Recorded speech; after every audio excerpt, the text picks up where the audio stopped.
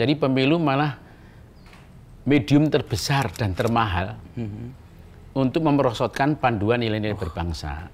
Itu yang menjadi prihatin saya. Bukan soal presidennya siapa. Istilahnya gini, nanti kan orang ngomong, kan politik kotor, mas jangan ngomongin etika dan jangan ngomongin orang politik. Iya, anak SD juga tahu politik kotor, nggak usah lah dia ngomongin hal yang sepele gitu. Politik itu kotor, ekonomi kotor, kita semua juga kotor, tapi kita tidak boleh melakukan kekotoran itu di ruang publik. Tangan kiri untuk mengkritik, tangan kanan untuk bekerja sama, hati dipakai untuk menimbang, kaki dipakai untuk berjalan. Terus. Itu kan perlu resiko juga, Mas Garin.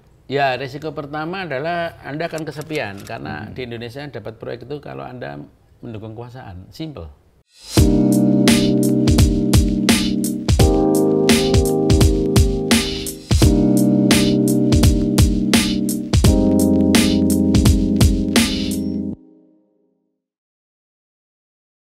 Nah, banyak orang nggak paham tentang Mas Garin dan apa istilahnya ya, aktivismenya di politik. Nah, itu sejak kapan sih Mas Garin terlibat? Sebetulnya kalau saya dulu kan bikin dokumenter ya kayak untuk UNDP gitu. Lalu justru titik baliknya ketika Soeharto turun. Lalu 98. Kedutaan Amerika USAID itu manggil saya khusus untuk memimpin transisi pemilu damai dan adil, memegang koordinasi NGO seluruh Indonesia untuk media. Tahun 98? 9. Waktu Soeharto turun persis transisi. Maka pemilu pertama itu ada inga-inga, ada ini. Ya, gitu. Inga-inga, ting! Iya, gitu. Tapi ada sosialisasi, penerbitan buku-buku kan belum ada waktu itu. Gitu. Nah, buku-buku yang dititipkan NGO itu kita yang nyarikan. Saya presentasi di mana? Senatnya Amerika. I see.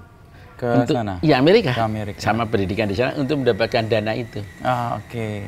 Ya. Pertimbangannya apa kalau dulu Mas Garin paham? Kenapa kok Mas Garin yang ditunjuk? Ya nggak tahu ya, tapi saya lulus Fakultas Hukum. Dan mereka lihat saya lulus Fakultas Hukum, lalu saya banyak bekerja mungkin ya film-film yang di daerah Kalimantan ini. Dokumenter. Dan mereka memang sedang mencari. Saya sendiri sering nggak tahu. Dalam hidup saya dipilih, saya sering nggak tahu. Dan sering nggak peduli juga. Mungkin karena dianggap kalau ketika saya tawarkan seniman populer, mereka malah nggak mau. Mereka ingin orang yang punya kemampuan komunikasi publik yang bagus, diterima banyak orang. Gitu. Rata-rata mereka menginginkannya saya gitu. Jadi ketika mereka tanya saya bisa ketemu siapa aja, saya bisa. Nggak problem apa-apa, mau yang kanan, mau yang kiri, yang tengah sekaligus. Nah, sudah bekerja dari zaman Pak Harto ya? Iya. Bikin Anak Seribu Pulau. Anak Seribu Pulau, betul. Iya kan? Nah, itu kombinasinya gimana Mas Garin? Saya masih belum nangkep tuh, kuliah sinematografi, lalu ambil hukum sekaligus. Ya, jadi pengen politik, jadi pernah daftar di Gajah Mada Hukum, tapi saya tinggal karena mau ke sinematografi. Tapi kesenangan pada nilai-nilai publik itu sudah ada gitu loh. Kebijakan publik itu sudah ada. Maka dua-duanya gabung. Begitu mau lulus masuk Fakultas Hukum UI. Lalu lulus dua-duanya. Dan dua keinginan itu berjalan beriringan. Berjalan, tapi yang populer kan film. Karena ini populer. Kalau yang Aceh aja orang nggak ada yang tahu. Iya. Itu budaya populer lah yang membawa Mas Garin dicitrakan sebagai sutradara dan pembuat budaya pop juga ya. Gitu. Tapi yang politik orang banyak yang hilang kan. Termasuk tadi UNDP tahun 99 itu mengkoordinir itu. Ya, dari USUZ. Mengkoordinir koordinasi NGO media seluruh Indonesia. Itu yang kemudian jadi track. Terus saya dapat buku ini nih. Negara Melodrama nulis politik. Ya, mulai tahun 99 maka film saya mulai banyak politiknya. 99. Ya, setelah Soeharto turun gitu. Walaupun sebelumnya sudah, tapi lebih ke artnya. Setelah itu tentang 65, mulai kayak gitu. Ada ruang yang kemudian dipakai untuk menyampaikan pesan. Ya, betul. Lalu lebih ke, kalau organisasi lebih ke pemberdayaan publik ya, kayak festival, gitu-gitu. Jadi bot di mana-mana, tapi tidak jadi kalau sekarang, kalau jabatan itu bukan bot, satu lagi. Komisaris. Kalau komisaris kan ada komisinya, kalau botnya kan nggak ada apa-apa. Candanya itu loh. Tapi intens Mas Garin sekarang di Jogja? Intensnya di Jogja, karena masih sekarang kan diminta untuk kayak chief dari program-program di Kreatif Hub Baru Gajah Mada, gelanggang inovasi dan kreativitas yang baru sedang proses 80%. Jadi membuat program yang menggabungkan antara sains, estetika, teknologi, industri kreatif gitu. Antara kelas, experience ya, mengalami dunia itu di dalam workshop, kemudian ada lab, sampai ke pertunjukan-pertunjukan dan dunia digital baru lah misalkan. Gitu. Itu 3 gabungan yang rumit sebenarnya kan, sains, teknologi dan estetika. Ya sebenarnya kantor saya dulu, temunya. Ya saya juga sains, estetika, teknologi. Dan menurut saya peradaban hanya dibangun kalau kita bisa menumbuhkan 3-tiganya, khususnya di ruang publik. Kalau kayak di luar negeri, kita datang ada museum dari teknologi, museum art gitu. Karena itu syarat tumbuhnya masyarakat sipil yang sehat. Gitu. Jadi kalau seni itu tidak disebut sebagai hak asasi syarat tumbuhnya masyarakat sipil akan dihitung secara ekonomi. Lanjut ke yang tadi Mas Garin, soal menggabungkan teknologi, sains, dan estetika sebagai pijakan sebuah peradaban. Iya, kalau Anda datang ke luar negeri kan pasti ada museum seni atau museum teknologi atau museum sains itu syarat. Karena anak-anak kecil harus tumbuh di sekitar lingkungan itu. Cuma di kita misalnya kayak sains seni lah, itu dianggap harus dihitung dengan nominal hasil ekonomi dan hasil jumlah orang untuk kekuasaan. Dan itu kayaknya instan gitu ya? Instan, itu maka bangsa ini tidak akan pernah maju. Indonesia 2045 itu cuma jargon kok. Kalau di dalam ruang publik kita, sains, estetika, teknologi itu tidak diberi ruang publiknya, melahirkan masyarakat sipil yang sehat dan produktif gitu. Itu cuma jargon. Ya ditulis bisa, diancang-ancang bisa, tapi rapuh, tidak utuh. Kok cita-cita 2045 itu tidak akan pernah utuh. Termasuk peradaban dibangun dari kebudayaan populer, kebudayaan alternatif, dan kebudayaan heritage. Karena kalau di Eropa ada heritage tentang barang-barang Indonesia lah. Kenapa harus ada? Ya karena yang populer sama alternatif dapat referensinya untuk mencipta fashion baru, aksesori baru kan dari heritage. Dan heritage itu mengandung sejarah, pelajaran, dan juga bisa dihidupkan kembali.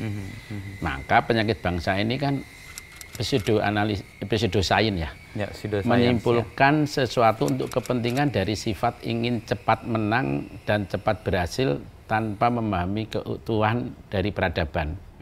Jadi kalau gini, mau ngikutin selera goblok banget gak kan? Tidak mau mengikuti selera, kan gitu. Pokoknya kalau tidak mau mengikuti selera dianggap keliru ya. Tidak maju, keras kepala, tinggi hati. Lalu kalau nggak dihitung ekonomi makin goblok, ya kan? Karena kita yang mengenal value, tidak values. Dan value itu rumusnya pendek semua. Yang menguasai hanya tertentu. Kalau values yang menguasai nilai-nilai itu masyarakat, ya. Nah makanya kalau kita lihat misalnya contohlah di Eropa kalah perang dunia udah hancur semua. Kalau di Indonesia mau bangun heritage itu dimarahin semua itu. Ngapain museum dibangun lagi goblok, tolol, nggak ngerti strategi bisnis. Apalagi nggak dapat nilai ekonomi. Nggak dapat nilai, pikirannya di mana, keras hati, egois, udah kayak manusia yang nggak berhak hidup gitu. Tapi kenapa Perancis saja hidupnya dari mana wisatanya? Dari peradaban dan heritage-nya mereka ya. Lalu kita lihatlah festival film Venice tertua itu lahir ketika krisis perang. Karena apa? Karena filosofinya bukan filosofi politikus gampangan. Tapi mereka kan bilang kalau kamu lapar dan bisa menghasilkan pikiran dan output di masa yang baik ketika kamu tidak lapar atau kaya, kamu makin manusiawi. Tapi ketika kamu lapar dan gak jadi binatang, ketika kamu kaya lebih lagi jadi binatang buas. Balik ke tadi Mas Garin yang tadi sains, estetika. Jadi sebenarnya kita kan harus set ya. Kita kan harus menumbuhkan satu masyarakat sipil yang cerdas, kritis, produktif. Nah, peradaban itu dibangun oleh 3 itu. Kemudian kalau penumbuhannya lewat industri kreatif, kebijakan politik itu boleh lah turunannya. Maka sebarang siapa kalau dalam kitab itu ya, pemerintahan itu tidak menghidupkan itu 3 itu di ruang publik, maka tidak akan mungkin Indonesia 2045. Percaya sama saya. Kalau mungkin hanya faktor-faktor tertentunya saja gitu, tetapi keutuhan holistik pertumbuhan 2050 itu omong kosong. Karena kalau saya mengunjungi seluruh museum Amerika kan, kenapa orang datang ke museum seni misalkan?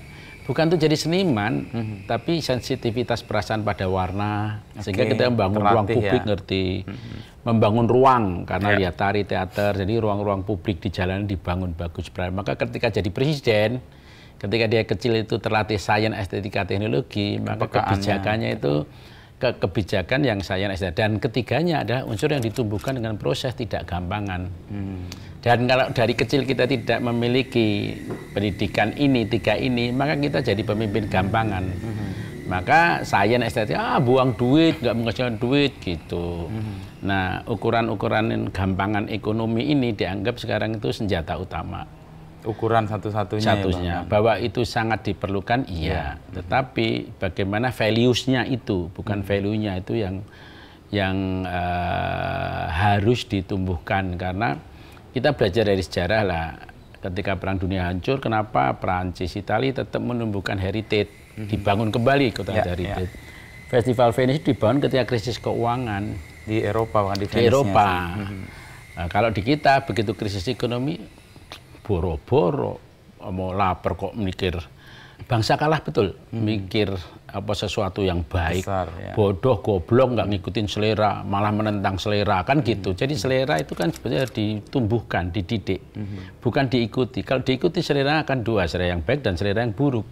Yang gampang ditumbuhkan selera buruk. Itu sudah pasti. Nah, makanya kalau sains estetika tidak ditumbuhkan, itu dalam seluruh aspek juga kemajuan bangsa ini hanya jual beli. Pedagang perantara, ya kan, gunain rakyat jadi buruh, mandor, ya jadi mandor kan gitu-gitu tuh. Maka problem kita adalah ruang publik itu menjadi isu utama, karena ruang publik itu pendidikan terbesar di luar sekolah dan keluarga. Nah, ruang publik itu ada etika, ada etiket, ada etika, ada panduan-panduan nilai itu, gitu. Nah, maka sains, estetika, teknologi harus hidup dan dianggap hak asasi manusia. Bukan dihitung secara ekonomi, karena nilainya itu tumbuh dalam proses dan dia akan menghasilkan kapital uang. Dengan cara-cara yang jenius untuk menjadikan kapital uang, baik sains, estetika. Seluruh temuan ini kan dari temuan sains, estetika dan teknologi. Mari kita lihat Bali. Ambillah misalkan kesenian Bali. Lalu para pakar ekonomi dan marketing Indonesia berebut untuk mengolah Bali tanpa keseniannya. Mampu nggak? Kosong ya. Kan mampu. Kesombongan salah satu disiplin ilmu. Pada politik ekonomi itu kerdil dan menghancurkan dirinya sendiri. Karena harus multidisiplin, multiperspektif gitu. Itu yang juga menjelaskan kenapa Mas Garin kekeh atau gigih di karya-karya yang beyond ekonomi saja ya? Ya betul, karena di peradaban ini dibangun oleh 3 peradaban yang warisan budaya. Peradaban budaya populer, ada budaya alternatif. Semua bangsa, semua manusia selalu punya 3 itu dalam dirinya. Kamu dari orang Jogja ada warisan budayanya, ya gudeg, makanan yang semua punya nilai ekonomi dan punya values. Begitu kamu pun nggak punya 3 itu, hidupmu timpang. Demikian juga sebuah bangsa, gitu. Pemikiran alternatif nggak ada, budaya pop hanya dengan masa dan jenuh. Lalu kita ngikutin kebudayaan pop orang lain, nah, gitu dan seterusnya. Jadi 3-tiganya itu tungku peradaban, kebudayaan populer, dan alternatif, sains dan populer, heritage dan alternatif didukung oleh sains, estetika, teknologi. Ruang publik harus menjadi kehidupan 3-3. Barang siapa tidak bisa menjual heritage itu memang orang gampangan, memang tidak sanggup. Bukan tugas mereka sebenarnya. Dan kalau bukan tugas mereka, dan kalaupun ada marketing yang nggak bisa, ya memang tidak sanggup. Jangan salahkan heritage-nya. Mari kita lihat tontonan paling besar dunia. Misalnya Lion King, itu saudara datang ke Indonesia belajar tradisi, wayang dan sebagainya, ditransfer ke dalam kebudayaan populer. Mari kita lihat Ila Galigo. Mari kita lihat yang sok gaya Louis Vuitton itu kawung. Simbol kawung, simbol logo-logonya itu ya. Karena mereka mengerti nilai heritage. Mari datang ke Italia, kita datang ke museum-museum kok. Nah, karena kita tidak mampu, kita jadikan kambing hitam sebagai penghambat ekonomi, karena diri kita yang memang tidak sampai ke situ, kerdil. Maka sering disebut ikutilah selera. Itu iya, karena dunia itu mengikuti selera dan membentuk selera. Tapi begitu kita menjadi pengikut selera, ya kita akan menjadi hanya warga penonton dan warga konsumen, tidak warga produser, gitu. Selera itu dibentuk dan kayak pendidikan. Ya, ya. Karena dia gabungin antara unsur pendidikan, psikologi, pengalaman, dan daya hidup yang dihargai. Kan gitu, itu selera seperti itu. Maka kalau Singapura itu nggak ada senimannya dikit. Kau punya Esplanade, selera membangun mereka. Kalau kita, bodoh, belum kenyang aja sudah sok tinggi ilmunya gitu. Tapi kalau kita perbandingkan dengan negara lain, misalnya di Shanghai, Museum Shanghai tentang heritage luar biasa sekali. Ya kita kan bukan Cina. Kita bandingkan lagi Singapura, kan kita negara kecil. Kita bandingkan Eropa. Kita itu orang pembenaran dari kekalahan dan penggampangan, khususnya para pengambil kebijakan. Gitu. Nah, problem ruang publik itu menjalar kemana-mana sampai kepada pemilu misalkan.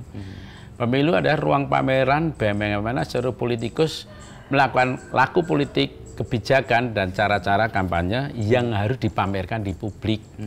Maka sebetulnya pemilu adalah ruang pendidikan terbesar, social engineering, berproses politik, dan institusi building seluruh institusi politik. Nah, kita cuma pemilu itu kuasa aja, kekuasaan. Mencari kekuasaan. Yang lain itu hilang semua. Itu yang menurut saya siapapun presidennya yang cuma 5 tahun, paling banyak 10 tahun itu, pertanyaannya, apakah proses politik pemilu itu menjadi pendidikan ruang publik bagi bangsa ini? Kalau tidak, mereka berdosa besar. Nah, kalau menurut saya, pemilu dari tahun ke tahun menjadi pameran ruang publik yang dimana cara-caranya tidak menjadikan panduan pendidikan berwarga negara bagi bangsa. Sangat merosot. Jadi pemilu malah medium terbesar dan termahal untuk memerosotkan panduan nilai-nilai berbangsa. Itu yang menjadi prihatin saya, bukan soal presidennya siapa. Indikasinya apa kalau Mas Garin membandingkan yang kecil, dari pemilu ke pemilu? Karena kalau ruang publik kan ruang tadi pendidikan terbesar di luar keluarga. Sekolah, di luar keluarga. Mau antri kayak, mau ini kayak, nggak boleh mukul orang semua. Maka di dalam istilahnya gini, nanti kan orang ngomong, kan politik kotor, Mas, jangan ngomongin etika dan jangan ngomongin orang politik. Iya, anak SD juga tahu politik kotor, nggak usah lah dia ngomongin hal yang sepele gitu. Politik itu kotor, ekonomi kotor, kita semua juga kotor, tapi kita tidak boleh melakukan kekotoran itu di ruang publik. Masa kita telanjang di ruang publik, wong kita kotor, ya nggak mungkin. Kita nggak antri ya dimarahin. Nah, makanya janganlah melakukan alasan-alasan dari politik gampangan yang sebetulnya memalukan. Jadi ya kan bisa ditanya, kok pemilu ngomongin moral? Gitu. Ih, kamu loh sok idealis, kamu aja nggak bermoral. Loh, bukan soal itu, ada apa yang disebut proses moral adalah menjaga hal yang memang sangat utopia, tapi juga sangat sehari-hari. Dari etika itu sampai ke etiket, misal antri. Ya masa saya ngomong nggak mau antri, ngapain kamu sok moral, gitu. Ya kan, lalu makan seenaknya. Lalu aku ngomong ketika ada orang, kamu kok seenaknya, ih sok moral, kamu bermoral nggak? Atau pemain bola, dikritik pelatih bola. Ya kalau bisa kamu main bola dong, jangan kritik-kritik dari luar, gitu. Kayak kita kan sering gitu, pemerintah dikritik malah jawabnya gitu. Iya. Coba kamu coba dong di sini, kritikus kok pengamat bola suruh main bola. Jadi janganlah melakukan pembelaan. Yang satu, penyakit para politikus adalah pembelaan, penggampangan, dan tidak dijawab bukan karena mereka pintar, karena mereka berkuasa. Dan itu memalukan karena mereka berkuasa itu. Ya, kedua, mereka melakukan pembelaan pseudo sains. Jadi misalnya gini, lah dulu pemimpin zaman dulu nggak kuliah, ya dulu perang kuliahnya utuh kapan? Lah dulu 15-17 tahun sudah mimpin, tapi sebelum mimpin tuh apa yang dia kerjakan? Ada tahapan dia memimpin partai, ada proses politiknya gitu. Nah, karena itu bagi saya ruang publik tadi kalau dikatakan peradaban, pemilu bisa menjadi ruang publik apa yang disebut tergoresnya peradaban berbangsa. Ambillah contoh gini, saya tidak akan istilahnya itu siapa dan apapun gitu, tapi apakah boleh masyarakat itu dipandu nilainya ketika ada suatu proses yang salah tetap diperbolehkan. Jadi ketika saya mau ujian nanti, ya saya ketahuan nyontek, tapi ya sudah aku tetap berjalan karena ada sesuatu gitu, apa boleh. Jadi ruang publik pemilu itu saya katakan memprihatinkan saya karena para politikus memamerkan atau institusi pemerintah memamerkan cara-cara kotor yang memang tidak boleh di ruang publik sebagai panduan nilai bagi norma bagi masyarakat sehari-hari agar anak-anak itu punya harapan, punya contoh. Bayangin kalau kamu nyebut pemimpin, apa gunanya moral? Lalu anak-anak diajari di kelas nih, Pancasila. Apa gunanya itu? Apa gunanya? Toh pemimpin melakukan hal yang sebaliknya. Itu. Jadi panduan publik ini dianggap remeh betul oleh bangsa ini. Bagi saya kekalahan dari hasil pemilu ini adalah meremehkan dan melakukan pembiaran hal-hal panduan kotor di ruang publik, dan itu sangat menyedihkan, memprihatinkan saya. Karena itu merusak bangunan bangsa yang besar sekali. Gitu. Kalau ditanya politik kotor, bisnis kotor, iya, tapi para bajingan kotor itu bermain tidak di publik. Tidak di tempat masyarakat belajar dan mencerna itu. Mencerna, tidak. Jadi kalau di film kan ya nanam ganja di tengah hutan sana, rumit betul lah hidupnya. Wah, ya kan skandal Watergate. Sebelumnya kan nggak ketahuan di ruang sembunyi. Jadi kita harus memahami betul ada ruang-ruang sembunyi, yaitu bisnis dan ruang yang apakah seluruh proses di dunia itu tidak melakukan juga, tapi panduan nilai itu adalah ruang yang dijaga bersama agar anak-anak punya harapan nanti kalau enggak, ternyata itu memakai cara-cara kotor nggak apa-apa. Ya ngapain aku di sekolah harus belajar betul, nyontek aja aku. Itu efek dari ruang publik yang tadi dipakai untuk pertunjukan kekuasaan yang tidak benar itu ya. Sebagai pameran. Dan ketika sering lalu kemudian ya itu buktinya jalan aja. Ya kekuasaan itu tidak perlu dikatakan menakutkan, intimidatif. Jadi kalau kamu ngobrol sama pejabat, lalu pejabatnya ngomong, sok moral kamu jangan ngomong moral. Kita bukan tidak bisa jawab, kita juga ada ketakutannya. Wartawan juga kalau dijawab begitu juga ada takutnya. Sehingga kemudian yang saya sebut adalah bahwa politikus kita saya sebut ya politikus gampangan dengan kekuasaan. Kalau ditanya kenapa diterima di umum, ya karena kekuasaan. Hitler itu berkuasa 15 tahun lebih. Dari suatu masyarakat paling rasional dan analitik loh. Bayangin. Bukan masyarakat gosip loh.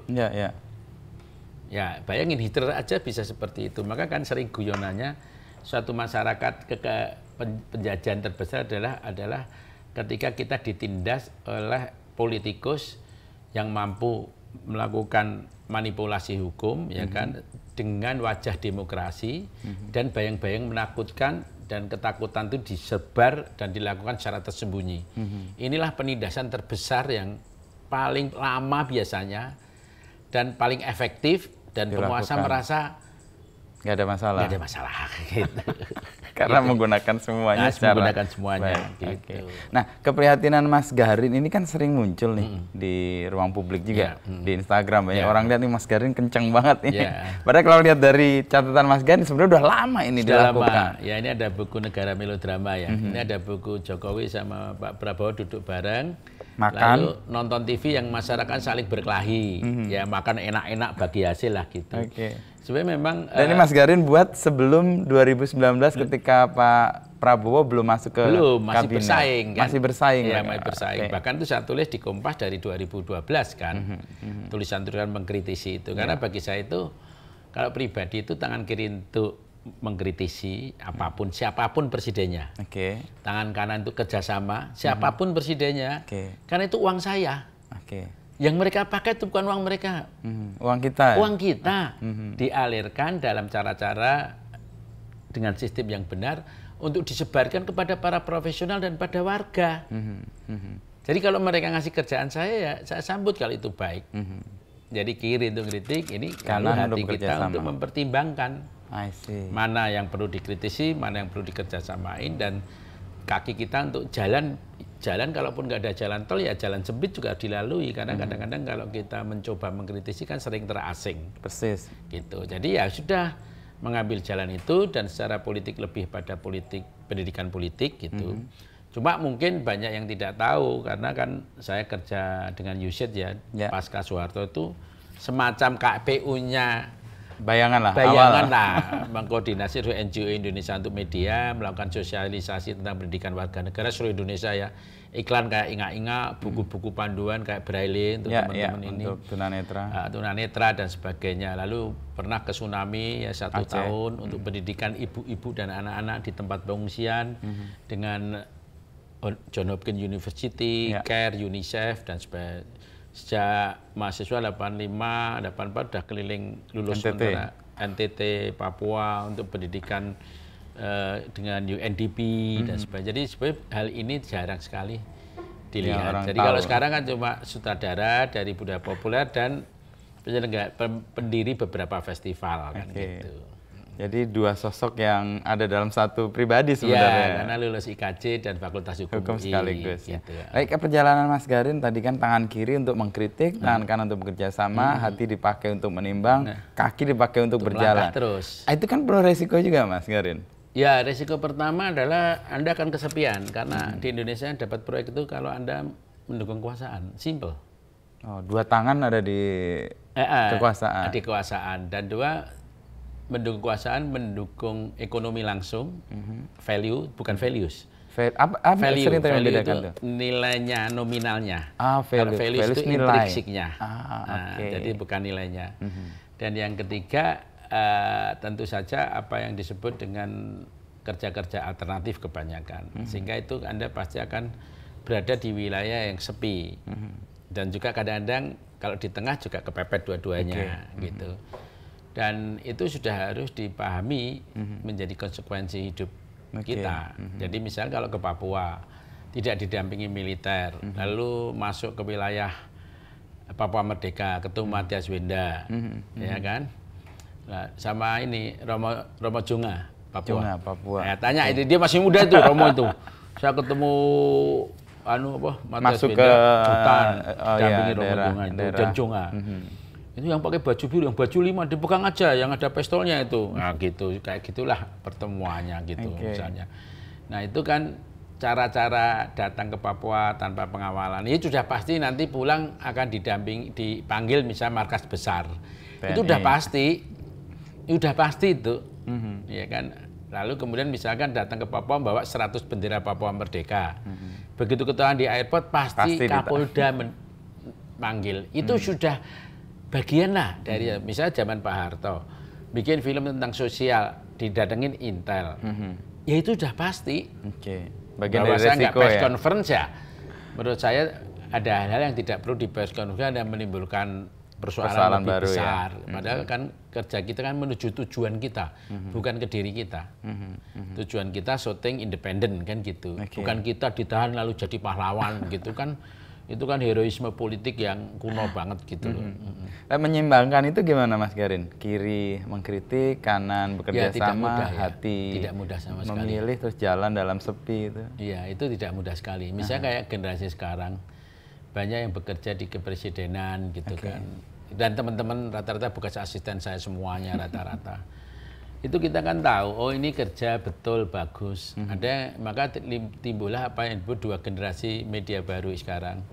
Generasi Z media baru sekarang, generasi yang profesional, pikirannya canggih ya.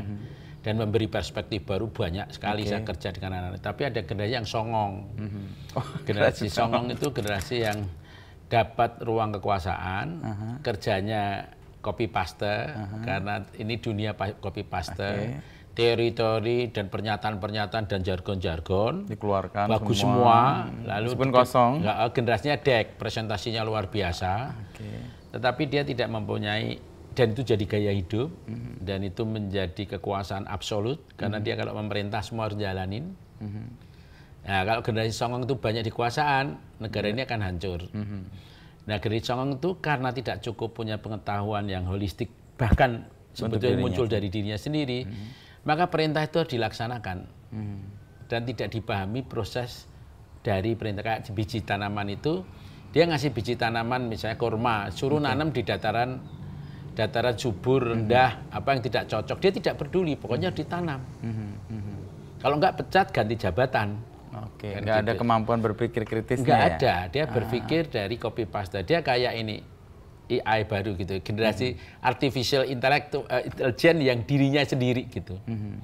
Dan kalaupun ada kritik dari banyak orang, dia akan melihat bahwa kritik itu adalah kemuliaan untuk membuat pikiran yang jenius itu tumbuh.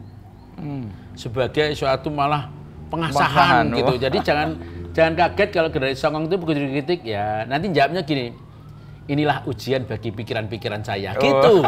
Sehingga dia tidak bisa memilah mana yang benar, mana yang betul sebetulnya. Ini yang berbahaya betul, dan banyak yang gitu. Nah, generasi media baru itu problemnya adalah di beberapa negara terjadi framing yang salah. Framing pada yang dikelola oleh para istilahnya itu bisnis dan politik bisnis juga mengkomoditi hal-hal yang baik dan yang buruk, khususnya yang buruk dari generasi Z. Maka yang buruk akan tumbuh. Karena lebih cepat nyebar. Itu dilayani, itu lebih cepat nyebar. Maka kalau mereka misalnya, aku kalau memilih yang sifatnya diva nggak ada urusan, dia ngerti negara, ya memang dikomoditaskan itu. Dalam suatu sistem politik dengan modal besar, teknologi yang canggih, dengan sistem organisasi politik yang canggih juga. Pengkomoditisan keburukan generasi Z ini oleh istilahnya itu para kartel itu untuk menjadikan dia bernilai ekonomi, beli handphone yang banyak, mengakses tiap hari 3 jam handphone. Dalam politik memilih yang gampangan, yang bisa dibangun oleh istilahnya itu tidak warga negara, tapi dibangun oleh warga negaranya hilang nih. Udah warga buzzer, warga influencer, warga algoritma, warga penonton, warga hiburan, dan warga diva. Jadi bukan warga negara. Kalau warga negara kan warga yang mengetahui hak dan kewajibannya untuk menuju masyarakat sipil sehat gitu. Ini kan nggak perlu, kalau diva pokoknya seneng. Mau ngapain kelakuannya nggak ada urusan. Pokoknya seneng kan gitu kan. Nah ini menurut saya juga menjadi tantangan ruang publik di depan, karena itu menjadi pameran tiap hari.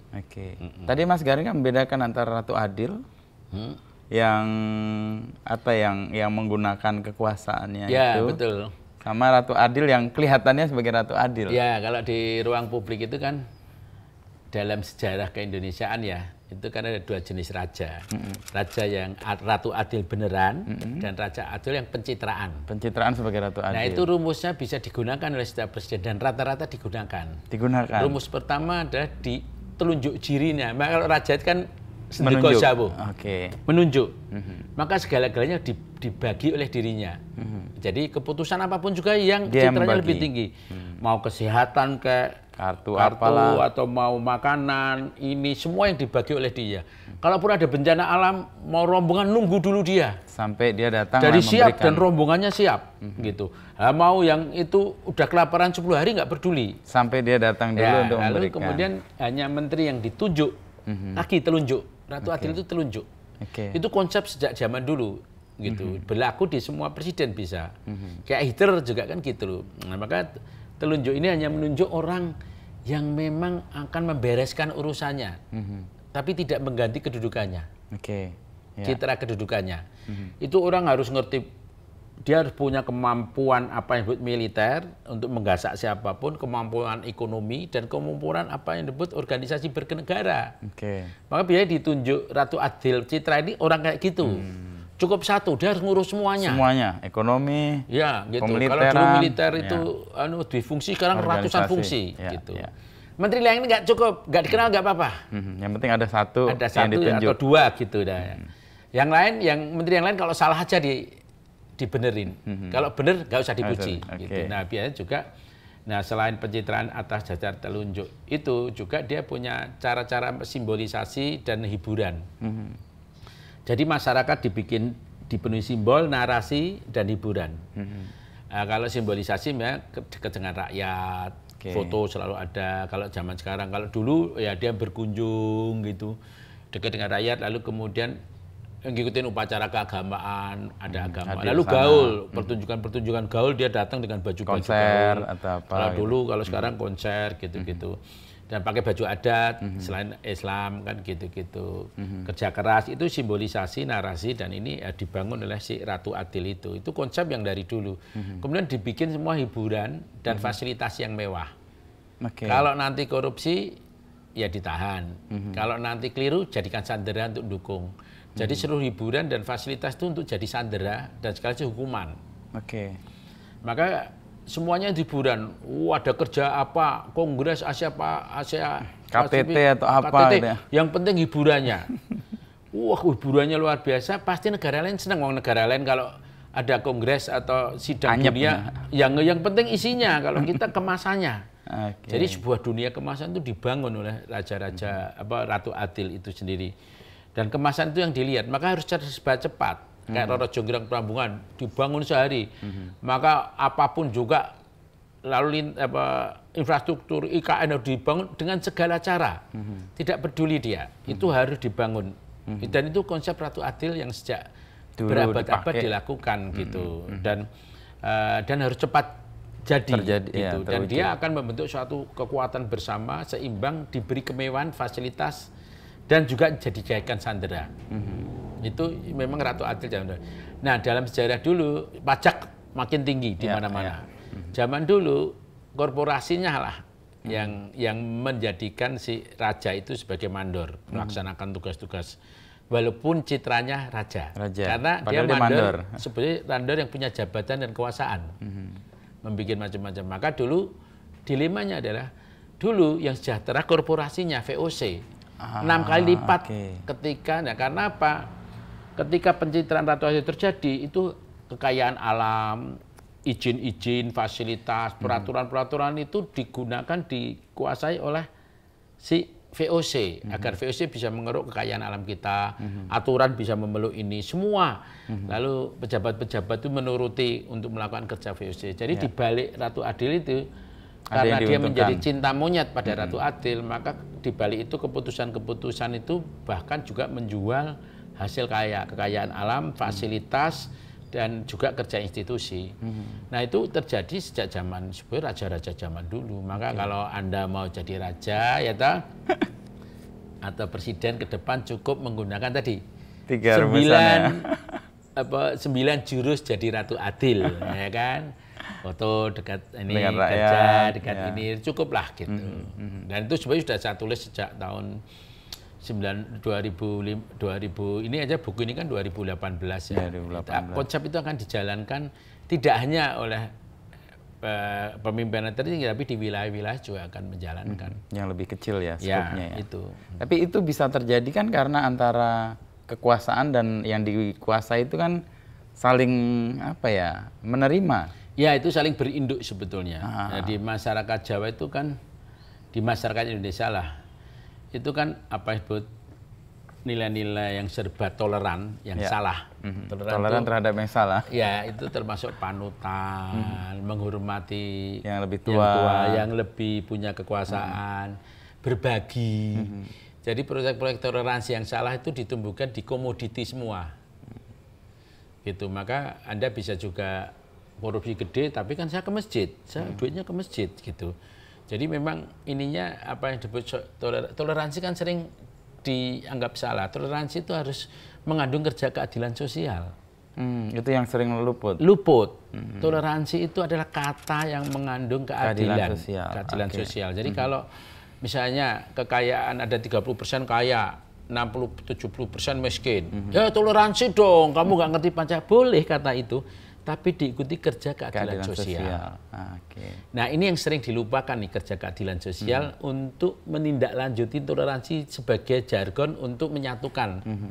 Menyatukan juga termasuk dalam politik itu, seluruh keputusan dijalankan.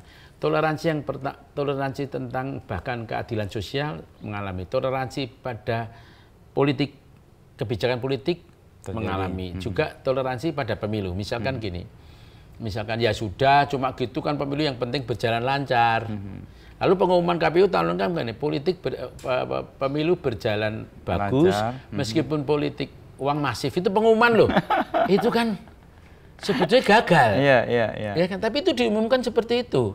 Sama aja kan, sekarang ini kan toleransi misalkan, ya yang menang kan sudah lah, jaraknya jauh, bukan itu. Kalau toleransi ya harus disertai kepastian keadilan sosial. Termasuk dalam pemilu, kepastian keadilan adalah barang siapa melakukan kesalahan-kesalahan, siapapun yang menang ataupun yang kalah, itu harus ditindaklanjuti secara hukum untuk masyarakat tahu, oh cara ini salah loh, cara ini benar. Jadi bukan soal ingin merebut kekuasaan, itu kuno kalau bagi saya.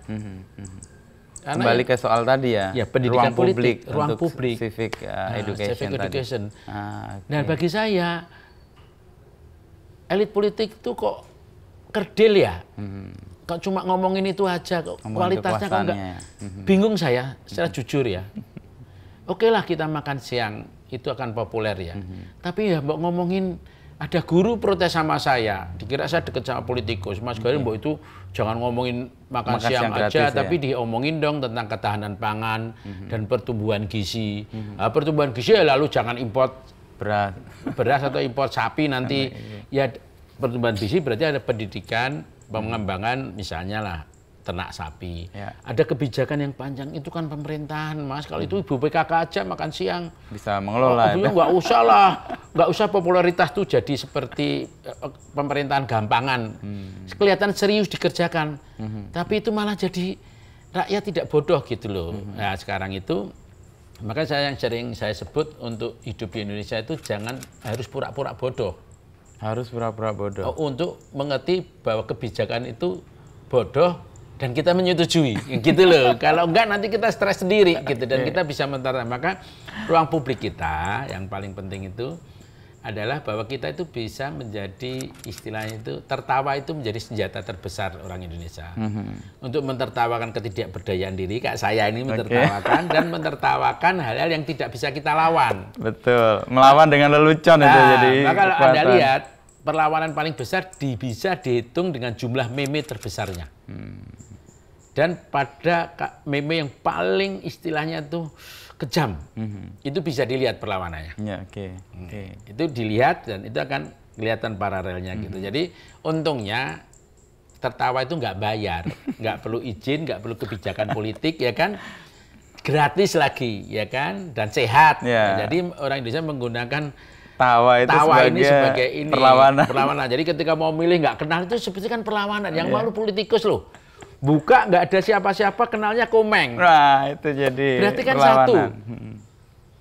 Komeng, politik kita itu bisa memilih orang yang paling kita benci atau juga memilih komedian yang menjadi politikus serius atau politik dianggap dagelan, memilih dagelan sekalian. Nah, tapi Komeng itu kan menunjukkan sebenarnya kita nggak kenal siapa-siapa. Oh, adanya Komeng kan gitu. Sudah dicoblos, dia dapat suara itu kan kritik keras pada pemilu sekarang.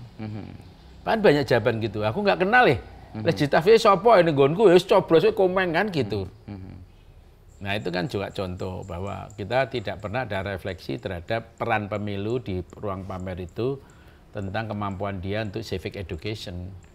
Gitu. Makanya di zaman dulu represi Soeharto kan Dono Kasino Indro itu bilang tertawalah sebelum tertawa itu dilarang. Ya betul. Itu kan upaya perlawanan. Tertawalah terus, ya kan? Karena orang tidak ngerti fungsi tertawa politikus itu gitu loh. Kalau dulu kan sebelum dilarang, kalau sekarang tertawa terus sampai mati. Karena politikus tidak ngerti peran tertawa kan gitu. Dalam konteks ruang publik, Mas Garin sebenarnya punya kesempatan untuk melakukan edukasi juga ke ruang publik dengan kegelisahan Mas Garin. Lewat karya, lewat film, lewat juga banyak tadi yang saya baru tahu bahwa di civil society juga Mas Garin main cukup berperan besar gitu ya. Punya ruang yang cukup luas, itu efektif nggak dipakai untuk melakukan civic education itu, Mas? Ya sebenarnya semakin besar sebuah ruang dan semakin punya legitimate ya, ada beberapa unsur kan, kemampuan daya hidup sosialnya, daya hidup hukumnya, ada daya hidup politiknya, filosofi. Kalau dia punya peran itu makin besar. Tetapi kita juga sadar bahwa oasis negeri ini punya alam yang bagus, kotornya banyak. Makin dikotori, makin diambil budaya nanamnya, enggak berarti oasisnya kan kecil. Ya sudah, kita harus sadar bahwa oasis-oasis itu penting untuk kita gali. Jadi kayak gini, sudah sadar dengan prinsip-prinsip hidup kita tidak sering harus bisa lewat jalan tol. Harus lewat jalan tikus. Tapi di jalan tikus kamu akan menemukan banyak keindahan yang tidak sama kalau kita menggunakan jalan tol. Makanya kalau misalnya Jogja Asia Film Festival, saya pendirinya. Tapi kan saya senang dalam 10 tahun Jogja menjadi industri kecil film. Banyak tenaga kerja dan sutradara muncul yang di situ. Contohnya yang kecil-kecil, atau menjadi FFI untuk berjalan dengan bagus gitu. Lalu board di beberapa kayak Ma'arif Institute ataupun apa juga. Itu kan peran-peran oasis-oasis itu. Tapi yang paling penting oasis-oasis itu melahirkan manusia atau kanal-kanal yang justru berperan lebih besar dari saya untuk tumbuh di mana-mana gitu. Itu yang menurut saya yang lebih penting, karena kalau kita ruang tumbuh yang lebih besar, dia akan membesarkan oasis itu di berbagai tempat gitu. Jadi nggak usah diukur besar kecil lah gitu kalau menurut saya. Sekarang ini menurut saya tidak perlu diukur besar kecil, tapi peranannya gitu. Ya. Kalau ruang yang tadi Mas Garin hidupi dan kemudian memunculkan kelompok-kelompok lain yang juga tumbuh berkembang, dan kegelisahan yang Mas Garin sekarang hidupi ini tersebar ke mereka juga? Saya pikir tersebar dengan cara masing-masing. Ya? Karena kalau intelektual itu kan tidak hanya diukur dengan cara kemampuan berpikir, beranalisa. Kalau kamu jadi kameramen atau jadi nggak pernah bisa ngomong, intelektualnya di hasilnya kamera. Kalau aktor ada yang bisa ngomong bagus, tapi ada yang tidak, tapi kan di tubuhnya. Demikian juga tinju atau fashion gitu. Jadi dia akan dikembangkan dalam berbagai bentuk intelektual lah, dengan profesinya masing-masing. Dan menurut saya itu yang paling menyenangkan bagi saya untuk hidup sekarang ini ya. Maka kalau saya pernah ditawari partai misalnya dibayar 2M untuk menjadi salah satu ketua. Wah sih. Itu pernah dibayar malah 2M malah jadi ketua, salah satu ketua. Apa pertimbangannya nggak mau? Dan saya pernah mencoba ke politik, tapi saya akhirnya sadar bahwa saya lebih punya kemampuan untuk pemberdayaan masyarakat dalam sifat yang independen. Ketika saya mencoba politik, saya sadar bahwa kamu harus mengerti tentang patron, siapa yang ngangkat kamu, siapa yang ini, dan kamu dari mulai cara berdiri pun sudah berbeda. Sudah harus mengikuti patron itu. Kamu mampu atau enggak, itu berat banget tugasnya, bukan ringan. Dan Mas Garin tidak ada dalam posisi yang sanggup melakukan itu. Sangat tidak. Ya ambillah contoh mau jadi wali kota itu banyak cerita lucu Jogja. Datang kan kalau wali kota ada pemeriksaan kesehatan, lalu ada kartu B atau apa lupa saya. Datang ke rumah sakit sendiri, saya naik motor. Tok. Mau PO ya Mas Garin ya? Saya minta formulir. Loh, Mas Garin mau jadi wali kota? Iya. Loh, timnya mana? Loh kan ini cuma periksa kesehatan. Kan aku bilang gitu ya. Timnya mana? Loh biasanya Mas Rano Karno itu rame loh pemilu. Udah, sebentar, jangan diperiksa dulu. Kasihin tempat VIP dulu. Repot itu. Mas saya itu mau kerja lagi gitu. Contoh, saya tidak cukup berbakat untuk itu. Jadi politisi, gitu. Itu harus ada show gitu kan. Bayangin kan, jadi saya duduk gitu, dikasih kopi, kasih ini. Hidup saya makin rumit gitu loh. Ini kok jadi rumit ya hidup saya ya kan gitu-gitu loh. Kayak nggak bakat di situ ya. Kriminal, bebas kriminal. Saya naik motor sendiri juga. Begitu ngambil formulir gitu kan kaget lagi. Maaf Mas, yang ngasih cap itu belum datang ya, masih di Bogor gitu. Makin gugup mereka. Malah bisik-bisik, Mas, biasanya calonnya nggak datang sendiri. Ada tim yang nyamperin. Udah, Mas Garin di rumah aja nanti diberesin. Oh gitu. Tapi betul Mas Garin mau jadi kita.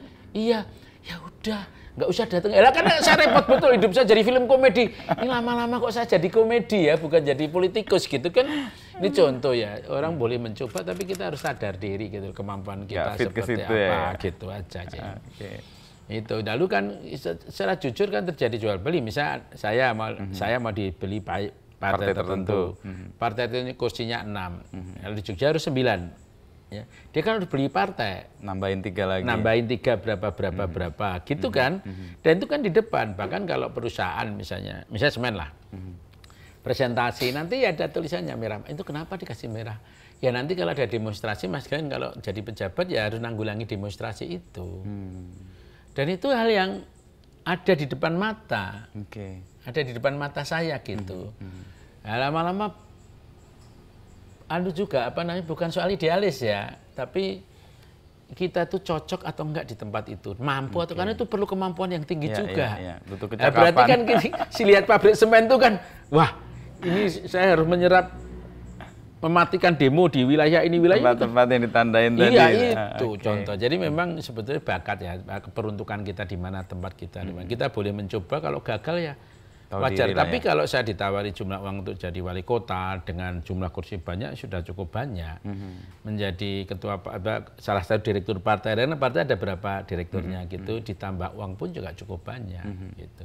Tapi menurut saya dalam kehidupan yang lebih simpel itu, dengan oasis kecil itu kita malah bisa lihat masyarakat. Kalau oasis gede kan kita nggak bisa lihat. Kalau oasis kecil itu kan Malah ya deket di sini keliling itu bisa merasakan, bisa ini. Gitu. Itu pilihan juga Mas Garin tinggal di depan. Ya, depan candi gini. Terus di tiap hari lari pagi, salam, nanya. Sensitivitasnya terbentuk ya. Oh, kalau nanam cabai itu ternyata tidak semudah yang kita duga. Kok kita bisa nanam lalu tumbuh, kok orang nggak nanam banyak ya? Ternyata kalau dalam jumlah banyak itu cara menanamnya itu bisa gagal juga. Tidak semudah kalau kita di halaman lalu cuman satu tumbuh gitu ya enggak gitu. Kalau jumlahnya banyak lalu masalah air di sini, masalah ini. Atau misalkan penduduk pengen candi itu jangan pakai batas ya. Candi kan candi kecil ya, pemerintah subsidi aja padi-padi itu dijadikan memang halaman. Oke, halaman dari candi itu. Candi gitu kan kita bisa dengar langsung. Nanti kalau ada pejabat ya kita ngomong. Nah sekarang teman-teman saya itu sudah pejabat tinggi semua. Oke. Gitu. Ya harus bersiap aja. Dulu asisten, nanti sekarang naik dia jadi kantor ya kita harus datang nunggu. Ya harus bersiap gitu.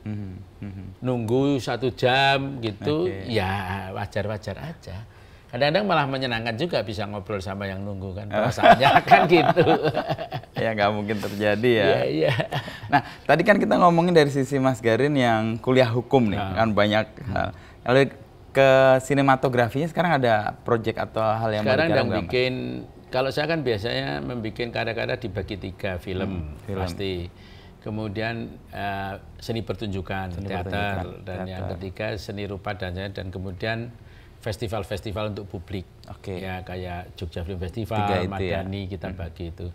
Nah tahun ini saya bikin Samsara, itu film bisu, Sine Oscarta dengan Gaber Modus Operandi dan Nabo Gamelan Bali yang akan pentas di Esplanade sama beberapa negara. Itu di bulan Mei nanti. Itu Samsara itu? Samsara. Sebelumnya kan ada Setan Jawa juga, film bisu itu udah di 7 negara ya, udah 7 tahun.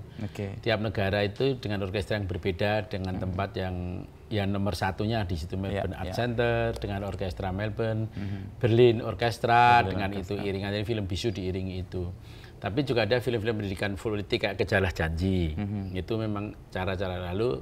Nanti ada juga ditawari film komersial kan. Jadi selalu ada yang alternatif, ada yang populer, ada yang juga yang pendidikan warga negara. Yang 3 keseimbangan tadi ya. 3 keseimbangan itu. Kira-kira gitu. Jadi tahun ini bikin film bisu itu. Lalu sekarang kan menjadi semacam chief untuk program di UGM, Galeri Kreatif Hub yang disebut Gelanggang Inovasi dan Kreativitas. Ya itu akan suatu kreatif hub besar, 9.000 kira-kira ada 20 kelas, ada museum, ada galeri, ada sport hall, ada tempat pertunjukan, ada library, sehingga orang mengalami sebuah pendidikan merdeka untuk publik maupun untuk UGM. Kampus, gitu, menggabungkan antara dunia sains, estetika dan teknologi. Jadi ada tugas-tugas baru yang selalu saya nggak tahu kenapa dipilih dan selalu di publik gitu ya, kayak di USAID saya sedang duduk-duduk. Tiba-tiba dipanggil ada 15 orang bule gitu. Tapi ujian saya di Amerika kan saya dididik 2 minggu untuk strategi politik lah. Bisa di FBI beli ini segala. Tapi nilai tinggi, strategi saya tinggi. Nilainya tinggi, yang jelek apa? Konsistensi politik. Oh, itu jelek nilainya. Jelek, makanya saya pikir bener juga. Nggak masuk ke politik. Ya itu, buruk banget konsistensi politiknya, buruk banget gitu. Karena apa? Karena di politiknya nggak perlu konsisten juga kayak. Ya kalau politik kan setia. Kamu duduk, ada bosmu, kamu dulu kan. Kalau saya kayaknya orang independen tadi itu. Nganter presiden aja, presiden belum buka pintu saya udah balik. Malah Ren, gue kalau nganter presiden sampai presiden tutup pintu. Pergi, jangan gitu, tiba-tiba balik sendiri gitu kan. Nganter bisa Sultan ada naik bis terbuka ke Atambua karena baru jalan udah bosen lompat makan bakso di pinggir jalan, ya nggak bisa kayak gitu di politik. Politiknya jelek banget, buruk. Strategisnya bagus. Ya. Strategis tinggi. Nah kalau sekarang di industri, kalau film ini kan sekarang lagi tumbuh banyak dan banyak sinias muda, dan ya sekali lagi ukuran ekonomi kan jadi pertimbangan yang betul. pijakan ya. Wah ditonton berapa juta orang dan sebagainya. Mas Garin melihat itu? Ya contohnya lah kayak putri saya Kamila Dalangan Gadis Kretek, itu kan tinggi, ekonomi tinggi dan sebagainya. Tapi kalau saya kan bahwa setiap peradaban kan dibangun tadi yang populer, yang alternatif dan heritage. Dan tiga-tiganya harus punya kualitas yang bagus. Itu aja yang paling penting. Nah, makanya saya sering bikin yang heritage dan alternatif yang samsara ini. Ini alternatif? Iya, alternatif dan membangun dari heritage. Tapi yang populer untuk pendidikan politik yang kejarlah janji. Atau kayak dulu ada Aku Jatuh Cinta dan itu yang populer. Jadi saya selalu membangun itu. Nah, sekarang kita punya ekosistem media baru kan. Jadi orang bisa hidup di... Biasanya saya akan berkarya mencoba semua. Misalnya dengan Galeri Indonesia Kaya Jarum, supervisi untuk Payung Fantasi dengan 20 juta. Dia kan cuma di YouTube dia. Lalu dengan menjadi desain produksi untuk teman saya Adra untuk karya Perfect Fit itu di Netflix. Lalu saya berkarya dengan Oppo untuk vertikal cinema di handphone. Lalu saya karya. Jadi setiap ekosistem baru kita harus mencoba. Lalu kita lihat potensi apa yang bisa dikembangkan di setiap potensi dengan kelemahan dan kekuatan dan kemampuan kita dan supporting system di sekelilingnya. Nah, dengan membaca itu di setiap generasi kita akan tahu. Nah, sekarang adalah puncak dari generasi OTT. Maka kadang-kadang Anda lihat mana yang mulai, misalnya lah banyak sekali OTT yang sudah mulai tidak lagi produksi untuk Indonesia. Disney, ini. Karena Indonesia itu problemnya kita punya sumber daya yang bagus. Ya. Tapi individu tanpa didukung sistem itu tidak akan jalan. Nah, supporting system itu membentuk individu untuk menjadi daya hidup individu yang luar biasa itu menjadi suatu sistem yang ditularkan atau diinstitusikan menjadi gerak dari suatu kelompok atau bangsa kan gitu. Nah ini kan nggak terjadi. Jadi setiap kali puncak mundur lagi, puncak mundur lagi. Maka siswa di sana tempat lain, di sana terus, bukan di sini. Lagunya kan di sana harapan. Orang Indonesia kalau bikin lagu harapan dan di sana, bukan di sini kan gitu. Gitu. Jadi saya sangat lihat bahwa kebanyakan itu autopilot ya. Jadi kalau olahraga lah, 95% olahraga itu tidak punya tempat latihan sendiri, training center. Bayangin, 95%. Berarti kan mereka harus menyewa. Kalau ada uang dan sebagainya, maka kebanyakan olahraga itu dihidupkan oleh para donatur yang sukarela atau para individu. Tidak sistem. Institusionalisasinya nggak terbangun ya. Tidak, institusional nggak. Coba lihat di olahraga contoh. Itu kenapa saya contoh itu yang paling fisik. Kayak badminton itu semua yang support adalah mereka yang punya dana ya. Bukan negara. Gitu. Nah, Indonesia selalu kreativitas individu ini luar biasa, tapi hanya dijadikan pujian. Tidak diinstitusionalisasi. Kalau di Singapura misalnya, kamu jadi teaterwan setahun tuh dikasih dana untuk mengembangkan banyak apa bertahun-tahun kayak Kanseng sampai terbentuk institusional karena selain dia berkarya dia perlu waktu untuk menginstitusionalkan itu semua untuk memproses itu semua. Nah kita kalaupun kita itu menang atau apa di luar ya nanti di sini kerja kanan kiri lagi gitu kan gitu. Dan kebanyakan ada salah kaprah ya. Indonesian wonderful Indonesia sebetulnya tidak ada negara lain yang mempromosikan propaganda dirinya oleh pariwisata. Dia memfasilitasi seluruh pencapaian dan profesionalisme. Jadi kalau kamu penerbit buku yang bagus difasilitasi untuk ke expo buku, bukan saya departemen membawa ini. Beda intinya ya? Ya beda. Lalu kalau saya pariwisata nyari kelompok-kelompok enggak usah. Oh ada teater yang bagus yang secara kurasi profesional itu mampu tembus di berbagai festival internasional. Maka difasilitasi. Fasilitasi untuk melakukan pencapaian dan profesionalisme. Itulah keindonesiaan. Kalau tidak nanti terjadi pemaksaan. Misalnya kamu punya grup yang tidak bisa kurator internasional mengambil dia di festival itu. Terpaksa beli gedung, sewa gedung mahal sekali gitu. Misalnya Setan Jawa di Paris itu posternya seluruh Paris semua orang lihat lah. Poster itu. Sementara pariwisata hanya cuma Wonderful Indonesia di pojok mobil stasiun bis sudah bangga banget. Yang satu dengan profesionalisme, yang satu dengan ekonomi dan propaganda gitu. Contohnya. Tadi kan Mas Gary membedakan antara yang alternatif, Lalu populer dan heritage atau warisan budaya. Itu bisa dilakukan oleh satu institusi atau satu orang atau berbagi peran? Sebetulnya diperlukan strategi budaya di setiap institusi dan harus saling relasi. Strategi budaya itu atas dasar ekonomi langsung, jual beli tiket. Ada yang disebut atas dasar kebijakan politik secara hukum yang mengelola sumber-sumber keuangan. Value tadi ya? Ya, strategi budaya. Jadi misalnya kayak film-film Eropa lah, kan kalah sama Amerika. Dia tidak perlu lalu ngomong, kita akan mengalahkan Amerika. Wong kecantikan masih di Amerika, pendidikan di Amerika. Maka mereka melakukan strategi budaya agar kebutuhan ketiga, mall, pertunjukan besar itu pajaknya untuk kebutuhan satu. Kebutuhan satu itu ya termasuk seni, pendidikan. Nah, kebutuhan satu dibagi dua pajaknya ke pencipta kayak saya nih, kayak bikin samsara dari uang luar negeri ke arah distribusi. Distribusi itu disubsidi juga, yaitu bioskop art dan TV publik kayak SBS. Maka uang berputar menjadi tenaga kerja dan intelektual. Sains, estetika, teknologi itu. Dan tujuan hidup itu kan itu, tenaga kerja dan sains, estetika, teknologi dari dalam peradaban. Kalau untung negara untung, itu kan strategi budaya. Nah, kalau di Korea ada juga strategi ekonomi, kalau dapat penonton segini dapat fasilitas bank segini, ada data gitu. Nah, kita itu hanya selalu cuma punya impian kayak Amerika lalu suruh nyontoh, ya. Dan kalau nggak bisa dan harus ngikutin yang populer, kalau nggak bisa digoblok-goblokin, ya kan gitu. Sementara Korea ketika kalah sama Jepang komiknya, dia bilang setiap garis dari anak-anak bikin garis gambar, ya Pinocchio dia akan membeli Pinocchio.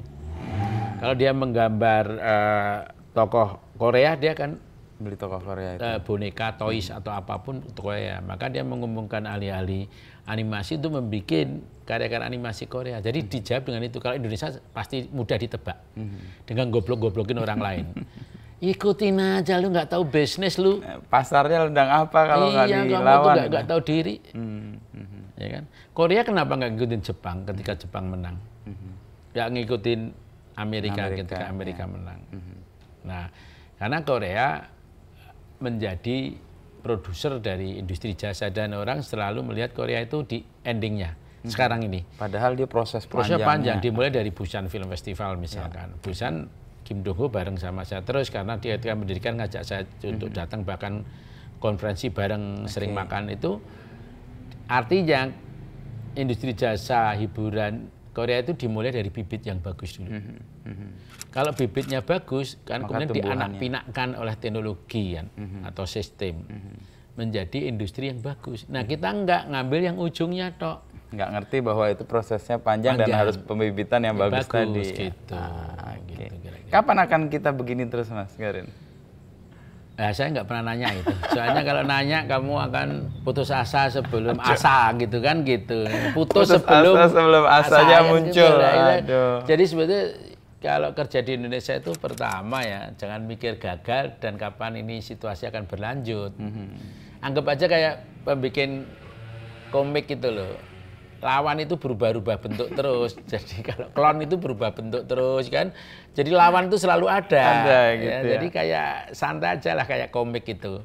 Nggak pernah nggak ada lawan berubah bentuk. Ya pasti kan? Berubah bentuk dia. Hari ini gini besok bentuknya berubah lagi ya. Jadi udah pasti Anda akan ngadepin lawan. Jadi jangan mikir tidak ada lawan.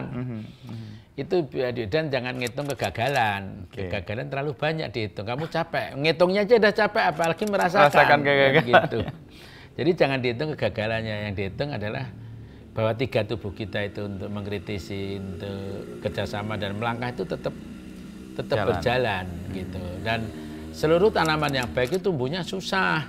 Betul. Tanaman yang buruk itu tumbuhnya gampang. Ya. Kalau kamu mau lahir gampang jadi gajah aja, walaupun gede lahir langsung jalan. Kalau jadi manusia lahir aja masih setahun, jatuh bangun.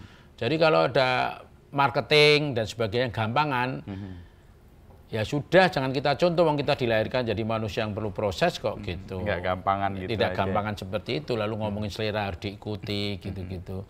Nah mari kita lihat seluruh terobosan di dunia dari tidak mengikuti selera. Para marketing yang menyombongkan burger ini tuh lahir dari selera. Inovasi yang bahkan pada saat itu tidak dipercaya. Lahir dari tidak mengikuti selera tadi. Iya, itu ya. mengumpulkan gejala, membentuk sesuatu, belum tentu langsung diikuti malah. Bisa dalam jalan yang sepi juga. Sepi juga. Nah, ini para marketing ini kan enggak, kalau TV misalkan, ya kan ya ini nggak bisa iklan ya, maka para pengamat TV gampang, ya udahlah TV akan gitu terus. Kenapa? Nah, sponsornya aja kelasnya kelas C, yang nonton pasti kelas C, produknya kelas C, ya kan? Nah, maka kenapa? Nggak ada marketing kelas B di TV. Nggak ada. Iya, berarti marketingnya kelas C ya. Lalu kalau kamu kelas B ya nggak mungkin hidup di TV, gitu. Tapi menurut saya yang paling menyedihkan dari kita sekarang, ilmuwan itu misalnya di pemilu, saya itu sudah sangat bosan nih mendengarkan hasil kesimpulan data dan riset. Jumlah orang Indonesia 50% kelas pendidikannya segini, maka hasil pemilunya. Saya itu pengen ilmuwan yang tiba-tiba gini loh, dengan data ini kita bisa membuat kampanye melahirkan pemimpin yang bagus, gitu loh. Itu nggak muncul. Itu jenius baru, gitu loh. Iya. Susah tapi itu jenius. Maka bagi saya, tanpa harus keberpihakan manapun, suara 25% sekarang, 18% itu suara yang baik. Mereka yang menang sebetulnya. Itu mereka yang menang. Secara values, mereka yang menang.